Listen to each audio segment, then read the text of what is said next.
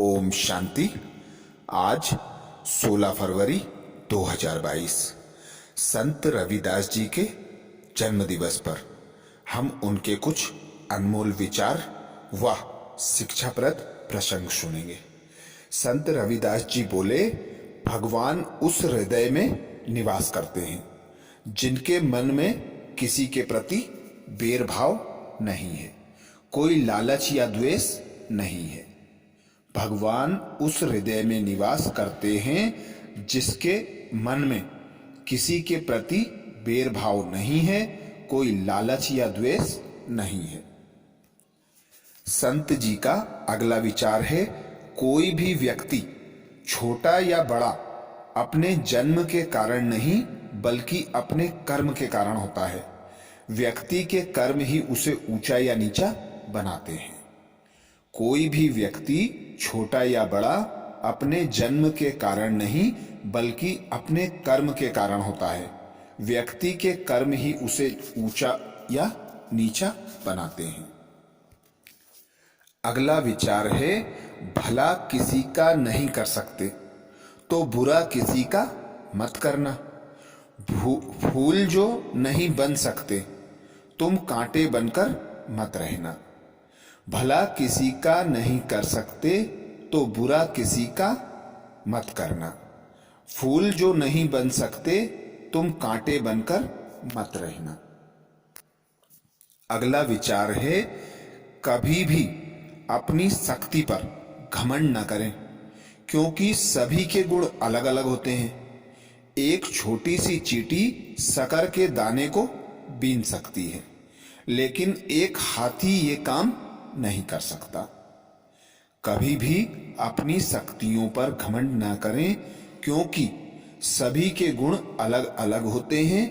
एक छोटी सी चींटी शक्कर के दाने को बीन सकती है लेकिन एक हाथी ये काम नहीं कर सकता।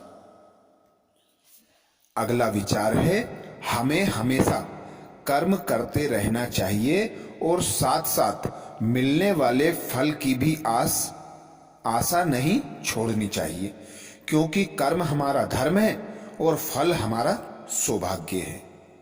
हमें हमेशा कर्म करते रहना चाहिए और साथ साथ मिलने वाले फल की भी आशा नहीं छोड़नी चाहिए क्योंकि कर्म हमारा धर्म है और फल हमारा सौभाग्य है। संत श्री का अगला विचार है, भगवान उस हृदय में निवास करते हैं जिसके मन में किसी के प्रति भेदभाव नहीं है, कोई लालच या द्वेष नहीं है। भगवान उस हृदय में निवास करते हैं जिनके मन में किसी के प्रति भेदभाव नहीं है, कोई लालच या द्वेष नहीं है। अगला विचार है, मोह माया में फंसा जीव भटकता रहता है, इस माया को बनाने वाला ही मुक्तिदाता है। मोह माया में फंसा हुआ जीव भटकता रहता है, इस माया को बनाने वाला ही मुक्तिदाता है। अब संत श्री रविदास जी के जीवन का एक शिक्षाप्रद प्रसंग सुनेंगे। ओम शांति। हम अनेक शास्त्रों में, अनेक ग्रंथों में कहानियों और कहावतों द्वारा और प्रेरक प्रसंगों द्वारा अनेक शिक्षाएं प्राप्त करते हैं। यदि उन शिक्षाओं को हम स्मृति में रखें और अपने जीवन में उनका प्रयोग करें तो हमें सुख शांति व सफलता सहज प्राप्त हो सकती है। तो आज 16 फरवरी को माघ पूर्णिमा दिवस के दिन संत श्री रविदास जी की जयंती मनाई जाती है। संत रविदास एक ऐसे संत थे जिन्होंने अनेक सूत्र जीवन जीने के दिए, जिन्हें सुनकर समझकर अपने जीवन में प्रयोग कर सुख शांति प्राप्त की जा सकती है। तो ऐसा ही आज एक उनके जीवन का प्रसंग सुनेंगे। एक बार संत श्री रविदास जी अपनी कुटिया में बैठे थे और बैठे बैठे अपना कार्य कर रहे थे और कार्य करते करते ईश्वर को याद कर रहे थे। वे मोची थे, जूते सिलने का काम करते थे। एक दिन जब वे कार्य कर रहे थे, ईश्वर में अपना ध्यान लगाए थे, तभी एक महात्मा जी उनकी कुटिया में आए। संत रविदास जी में एक विशेषता थी कि वे सभी का सहयोग करते थे, गरीबों की मदद करते थे। कोई भी संत महात्मा आ जाए तो उसे बड़े आदर पूर्वक खाना खिलाकर उसे उपहार देते थे। ऐसे ही उस दिन जो महात्मा जी आए, उन महात्मा जी को बड़े प्यार से रविदास जी ने भोजन कराया। भोजन कराने के बाद बनाए हुए अपने हाथों से जूते उन्हें उपहार स्वरूप दिए। संत निस्वार्थ सेवा देखकर बड़े प्रसन्न हुए। उन्हें लगा कि ऐसा व्यक्ति निस्वार्थ सेवा करने वाला, इसके लिए कुछ किया जाना चाहिए।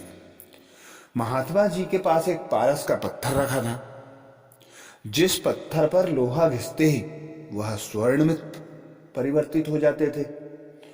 उन महात्मा जी ने पारस पत्थर निकाला और संत रविदास जी के जूते बनाने के औजारों को उस पत्थर पर घिसा तो वे सब सोने के बन गए।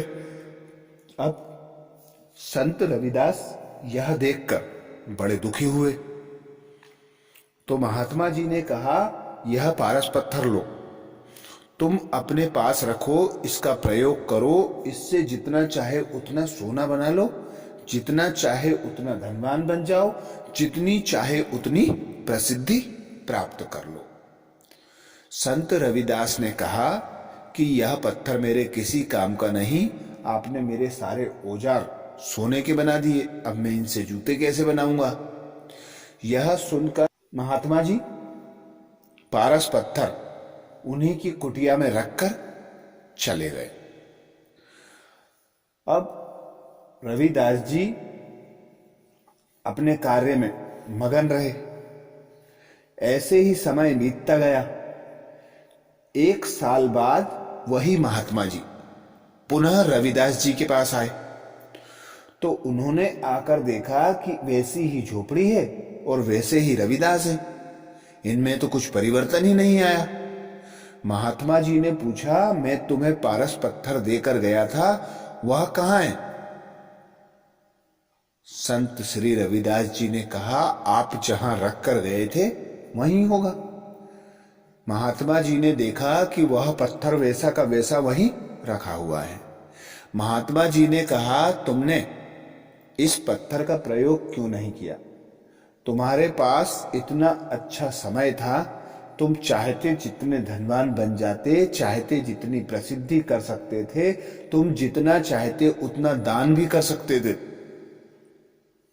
संत रविदास जी महात्मा जी की बातों का उत्तर देते हुए बोले, गुरुजी, आपने जो पारस पत्थर दिया था उससे यदि मैं सोना बना लेता, मैं धनवान बन जाता, उस धन की मुझे रक्षा करना पड़ती, और मैं जिसे दान देता तो दान करने के कारण मेरी प्रसिद्धि हो जाती और मेरे द्वार पर सभी दान लेने के लिए खड़े होते और मैं अत्यंत चिंताग्रस्त हो जाता, अशांत हो जाता।